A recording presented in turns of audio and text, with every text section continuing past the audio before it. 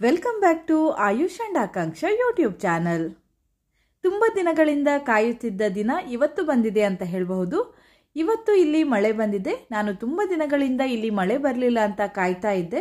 ಈಗ ಬಂದಂತಹ ಮಳೆಗೆ ನನ್ನ ಗಿಡಗಳು ಕುಣಿದಾಡುತ್ತಿರುವಂತೆ ಕಾಣಿಸ್ತಾ ಇದೆ ನೋಡಿ. ಇಲ್ಲಿ ತುಂಬ ಹೊತ್ತು ಮಳೆ ಬಂದಿಲ್ಲ, ಕೇವಲ 15 ನಿಮಿಷ ಮಳೆ ಬಂದಿತ್ತು. ಅದರ ಜೊತೆಗೆ ಗಾಳಿನೂ ಕೂಡ ಇತ್ತು, ಹಾಗೆ ಗುಡುಗು ಸಿಡಿಲು ಕೂಡ ಬಂದಿತ್ತು. ನಾನು ಸಂಜೆ ಸ್ವಲ್ಪ ಗಿಡಗಳಿಗೆ ನೀರನ್ನು ಹಾಕಿದ್ದೆ.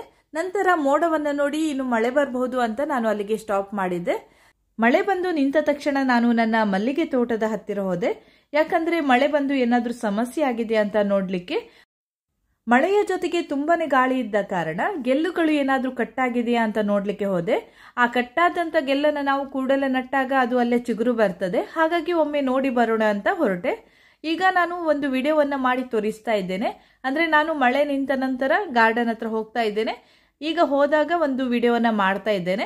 ಸಂಜೆ 6 ಗಂಟೆಯ ನಂತರ ಈ ವಿಡಿಯೋವನ್ನ ಮಾಡ್ತಾ ಇರುವುದರಿಂದ ಅಷ್ಟೊಂದು ಕ್ಲಿಯರ್ ಆಗಿ ಕಾಣಿಸ್ತಾ ಇಲ್ಲ.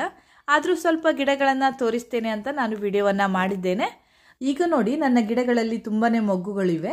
ಕೆಲವೊಂದು ಗಿಡಗಳಲ್ಲಿ ಕಡಿಮೆ ಆಗ್ತಾ ಬಂತು, ಅಂದ್ರೆ ಸ್ವಲ್ಪ ದಿನದ ಹಿಂದೆಯೇ ಪ್ರಾರಂಭವಾಯಿತು.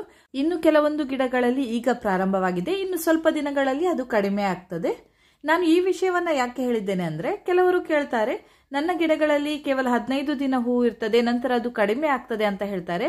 ನನ್ನ ಗಿಡಗಳಲ್ಲೂ ಕೂಡ ಅದೇ ರೀತಿಯಾಗಿ ಆಗ್ತದೆ. ಸ್ವಲ್ಪ ದಿನ ಹೂವು ಜಾಸ್ತಿ ಇರ್ತದೆ, ನಂತರ ಅದು ಕ್ರಮೇಣವಾಗಿ ಕಡಿಮೆ ಆಗ್ತಾ ಬರ್ತದೆ. ಕೆಲವೊಮ್ಮೆ ನನಗೆ 50-60 ಮೊಗ್ಗು ಸಿಕ್ಕಿದ್ದು ಉಂಟು. ನಾನು ಅದನ್ನು ಕೂಡ ವಿಡಿಯೋದಲ್ಲಿ ತೋರಿಸಿದ್ದೆ. ಈಗ ನನ್ನ ಗಿಡಗಳನ್ನ ಸ್ವಲ್ಪ ಸೆಟ್ ಮಾಡಿಕೊಂಡೆ ಅಂತ ಹೇಳ್ಬಹುದು. ಅಂದರೆ ಸ್ವಲ್ಪ ಗಿಡಗಳಲ್ಲಿ 10 ದಿನದ ಹಿಂದೆ ಹೂವು ತುಂಬಾ ಆಗ್ತಾ ಇತ್ತು. ನಂತರ ಇನ್ನು ಸ್ವಲ್ಪ ಗಿಡಗಳಲ್ಲಿ ಕಳೆದ ವಾರದಿಂದ ಹೂವು ಆಗ್ತಾ ಇತ್ತು. ನೋಡಿ, ಈ ಗಿಡದಲ್ಲಿ ಮುಂದಿನ ವಾರ ನನಗೆ ಹೂವು ಸಿಗ್ತದೆ. ಈ ರೀತಿಯಾಗಿ ಬೇರೆ ಬೇರೆ ಒಂದು ಹಂತದಲ್ಲಿ ನನ್ನ ಗಿಡಗಳನ್ನ ನಾನು ಸೆಟ್ ಮಾಡಿಕೊಂಡಿದ್ದೇನೆ. ಹೀಗೆ ಮಾಡಿದಾಗ ನನಗೆ ಒಂದೇ ಸಲ ತುಂಬಾ ಹೂವು ಆಗುವುದಿಲ್ಲ, ಹಾಗೆ ಗಿಡಗಳಲ್ಲಿ ಹೂವೇ ಇಲ್ಲ ಅಂತಾನೂ ಕೂಡ ಆಗುವುದಿಲ್ಲ. ನನಗೆ ಹಿಂದೆ 50-60 ಮೊಗ್ಗು ಸಿಗ್ತಾ ಇತ್ತು, ನಾನು ಆವಾಗಲೇ ಹೇಳಿದ್ದೆ. ಆಗ 2 ತಿಂಗಳಿಗೊಮ್ಮೆ 10 ದಿನ ನನಗೆ ಹೂವೇ ಇರ್ತಾ ಇರಲಿಲ್ಲ. ಆದ್ರೆ ನಾನು ಈಗ ಈ ರೀತಿಯಾಗಿ ಸೆಟ್ ಮಾಡಿಕೊಂಡಿರುವುದರಿಂದ ನನಗೆ ಪ್ರತಿದಿನವೂ ಕೂಡ ಹೂವು ಸಿಗ್ತಾ ಇದೆ. ಈಗ ನನ್ನ ಇಷ್ಟು ಗಿಡಗಳಲ್ಲಿ ಕಡಿಮೆ ಅಂದ್ರೆ 1 ಚೆಂಡು ಹೂವು ಸಿಗ್ತಾ ಇದೆ. ಹೆಚ್ಚಿಗೆ ಅಂದ್ರೆ 1 ಅಟ್ಟೆಗಿಂತ ಜಾಸ್ತಿ ಹೂವು ಆಗ್ತದೆ. ಆದ್ರೆ ನಾನು ಕಟ್ಟುವುದು 1 ಅಟ್ಟೆ ಮಾತ್ರ, ಅದಕ್ಕಿಂತ ಹೆಚ್ಚಿಗೆ ನನಗೆ ಕಟ್ಟಲಿಕ್ಕೆ ಆಗುವುದಿಲ್ಲ.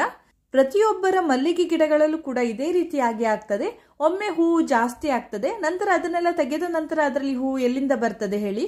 ಹಾಗಾಗಿ ಹೂವು ಕಡಿಮೆಯಾಗಿ ನಂತರ ಅದರಲ್ಲೇ ಚಿಗುರು ಬರಲು ಪ್ರಾರಂಭವಾಗ್ತದೆ. ಚಿಗುರು ಬಂದು ಹೂ ಬರಲು ನಮಗೆ 15-20 ದಿನ ಆದ್ರೂ ಬೇಕಾಗ್ತದೆ. ಆ ನಡುವೆ ನಮ್ಮ ಗಿಡಗಳಲ್ಲಿ ಹೂವೇ ಇರುವುದಿಲ್ಲ. ನೋಡಿ, ಈ ಗಿಡ ನೋಡಿ ಸ್ವಲ್ಪ ವೀಕ್ ಆಗಿದೆ, ಅಲ್ಲಲ್ಲಿ ಚಿಗುರು ಬರ್ತಾ ಇದೆ, ಆದ್ರೂ ಕೂಡ ನೋಡಿ ಎಲೆಗಳೆಲ್ಲ ಉದುರಿ ಹೋಗಿದೆ. ಇದನ್ನ ನಾನು ಒಮ್ಮೆ ಟ್ರಿಮ್ ಮಾಡಬೇಕಾಗ್ತದೆ. ಕಳೆದ ಬಾರಿ ಟ್ರಿಮ್ ಮಾಡಿದ ಗಿಡವನ್ನ ತೋರಿಸ್ತೇನೆ ನೋಡಿ. ನೋಡಿ, ಇಷ್ಟು ಚೆನ್ನಾಗಿ ಬಂದಿದೆ.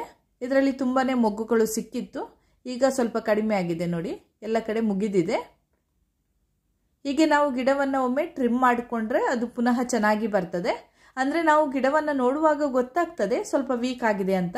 ಆ ರೀತಿಯ ಗಿಡಗಳನ್ನ ಕಂಪ್ಲೀಟ್ ಆಗಿ ಟ್ರಿಮ್ ಮಾಡಿಕೊಂಡ್ರೆ ನಂತರ ಹೊಸ ಎಲೆಗಳು ಚೆನ್ನಾಗಿ ಬಂದು ಚೆನ್ನಾಗಿ ಮೊಗ್ಗುಗಳು ಕೂಡ ಬರ್ತದೆ. ಇವತ್ತು ನಾನು 3 ಚೆಂಡು ಹೂವನ್ನ ಕಟ್ಟಿ ಕೊಟ್ಟಿದ್ದೇನೆ. ಹಾಗೆ ಇನ್ನು ಸ್ವಲ್ಪ ಇತ್ತು, ಅದನ್ನ ಸಂಜೆಗೆ ಕಟ್ಟಿದ್ದೇನೆ. ಮಕ್ಕಳಿಗೆ ಎಕ್ಸಾಮ್ ಇದ್ದ ಕಾರಣ ಬೆಳಗ್ಗೆ ಸ್ವಲ್ಪ ಗಡಿಬಿಡಿ ಆಗ್ತದೆ. ನನಗೆ ಎಲ್ಲ ಹೂವನ್ನ ತೆಗಿಲಿಕ್ಕೆ ಆಗ್ಲಿಲ್ಲ. 3 ಚೆಂಡಿನಷ್ಟು ಹೂವನ್ನ ತೆಗೆದು ಅದನ್ನ ಕಟ್ಟಿ ಕೊಟ್ಟೆ. ಮತ್ತೆ ಸಂಜೆ ಉಳಿದಂತಹ ಮೊಗ್ಗನ್ನ ತೆಗೆದಿದ್ದೇನೆ. ಈ ರೀತಿಯಾಗಿ ನಾನು ಬಿಡುವಿನ ಸಮಯದಲ್ಲಿ ಮಾತ್ರ ನನ್ನ ಮಲ್ಲಿಗೆ ಕೃಷಿಯನ್ನ ಮಾಡ್ತಾ ಇದ್ದೇನೆ. ಹೆಚ್ಚಿಗೆ ಹೂ ಆಗಿದೆ ಅಂತ ಎಲ್ಲವನ್ನು ಕೂಡ ಕಟ್ಟಲಿಕ್ಕೆ ನನಗೆ ಆಗುದಿಲ್ಲ. ಎಷ್ಟು ಆಗ್ತದೆ ಅಷ್ಟನ್ನು ಕಟ್ಟಿ ನಾನು ಸೇಲ್ ಮಾಡ್ತೇನೆ. ನೋಡಿ, ಈ ರೀತಿಯಾಗಿ ನನ್ನ ಗಿಡಗಳಲ್ಲಿ ಈಗ ತುಂಬಾನೇ ಹೂವು ಆಗ್ತಾ ಇದೆ.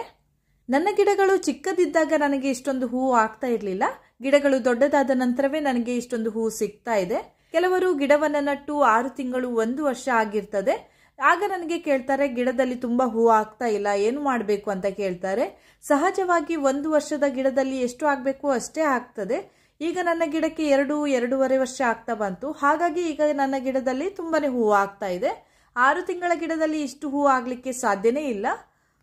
ಗಿಡಗಳು ದೊಡ್ಡದಾದ ಹಾಗೆಯೇ ಅದರ ಸುತ್ತಲೂ ರೆಂಬೆಗಳು, ಕೊಂಬೆಗಳು ಎಲ್ಲ ಬೆಳೆದು, ಹಾಗೆ ಕೇರೆ ಬಳ್ಳಿಗಳು ಬೆಳೆದು ಈ ರೀತಿಯಾಗಿ ಅಗಲವಾಗಿ ಬೆಳೀತದೆ. ನಂತರ ಅದರಲ್ಲಿ ತುಂಬಾನೇ ಹೂವು ಸಿಗ್ತದೆ ಅಂತ ಹೇಳ್ಬಹುದು. ನೋಡಿ, ಇದನ್ನ ನಾನು ಇಲ್ಲಿ ರೀಸೆಂಟ್ ಆಗಿ ಇಟ್ಟಿರುವುದು, ಹಾಗಾಗಿ ಇಲ್ಲೆಲ್ಲ ನೀರು ನಿಲ್ತಾ ಇದೆ. ನಾನು ಈ ಗಿಡಗಳನ್ನು ಈ ಸೈಡ್ನಲ್ಲಿ ಇಟ್ಟ ನಂತರ ಮೊದಲ ಬಾರಿ ಮಳೆ ಬಂದಿದ್ದು. ನೋಡಿ, ಈ ಗಿಡವನ್ನು ನಾನು ತುಂಬಾ ಸಲ ತೋರಿಸಿದ್ದೇನೆ. ಇದು ತುಂಬಾನೇ ವೀಕ್ ಆಗಿದೆ, ಇದನ್ನ ಕಟ್ ಮಾಡಬೇಕು ಅಂತ. ಆದ್ರೆ ಗಿಡದ ತುಂಬಾನೇ ಹೂವು ಆಗ್ತಾ ಇದೆ. ಇದನ್ನ ಕಟ್ ಮಾಡಲಿಕ್ಕೆ ಮನಸ್ಸು ಬರ್ತಾ ಇಲ್ಲ. ನೋಡಿ, ಮೊಗ್ಗುಗಳು ಕಡಿಮೆ ಆದ ನಂತರ ಅದನ್ನ ಟ್ರಿಮ್ ಮಾಡ್ತೇನೆ.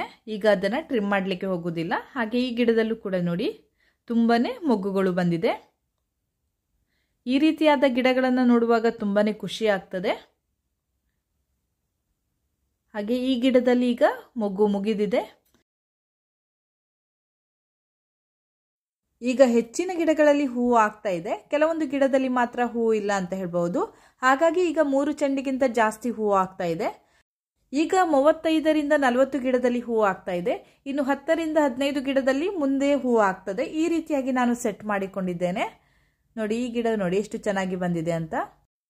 ಈ ಗಿಡವನ್ನು ನಟ್ಟು ಸಾಧಾರಣ 6ರಿಂದ 8 ತಿಂಗಳು ಆಗಿರಬಹುದು. ಈಗ ಚೆನ್ನಾಗಿ ಬಂದಿದೆ. ಮಳೆಗಾಲದಲ್ಲಿ ಅದರ ಬೆಳವಣಿಗೆ ನಿಂತು ಹೋಗಿತ್ತು, ಅಂದ್ರೆ ಬೆಳಿತಾನೆ ಇರಲಿಲ್ಲ. ಈಗ ಚೆನ್ನಾಗಿ ಬೆಳೀತಾ ಇದೆ. ನೋಡಿ, ಈ ಗಿಡದಲ್ಲಿ ಹೂವು ಆಗ್ತಾ ಇಲ್ಲ. ಹಾಗೆ ಇದರಲ್ಲಿ ಸ್ವಲ್ಪ ಹೂವಿದೆ.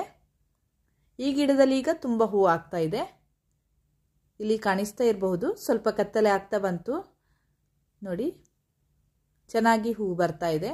ಈ ರೀತಿಯಾಗಿ ನಮಗೆ ಒಂದು ಗಿಡದಲ್ಲಿ ತುಂಬಾನೇ ಹೂವು ಸಿಕ್ಕಾಗ ನಮಗೆ ಒಳ್ಳೆ ಒಂದು ಇಳುವರಿ ಸಿಕ್ಕಿದೆ ಅಂತ ಅರ್ಥ. ಹಾಗೆ ಇಲ್ಲಿ ನೋಡಿ ತುಂಬಾ ನೀರು ನಿಂತಿದೆ. ಇದಕ್ಕೆ ಏನಾದರೂ ವ್ಯವಸ್ಥೆಯನ್ನು ಮಾಡಬೇಕು. ಪುನಃ ಇದನ್ನು ತೆಗೆದು ಇಡುವುದಿಲ್ಲ. ಇಲ್ಲಿ ಏನಾದರೂ ಕಲ್ಲು ಏನಾದರೂ ಇಡಬೇಕು, ಅಂದ್ರೆ ಇಟ್ಟಿಗೆ ಎಲ್ಲ ಸಿಗ್ತದಲ್ಲ, ಅದನ್ನು ಇಟ್ಟು ಅದರ ಮೇಲೆ ನಿಂತು ಹೂವನ್ನು ತೆಗೆಯುವ ಒಂದು ವ್ಯವಸ್ಥೆಯನ್ನು ಮಾಡಬೇಕು.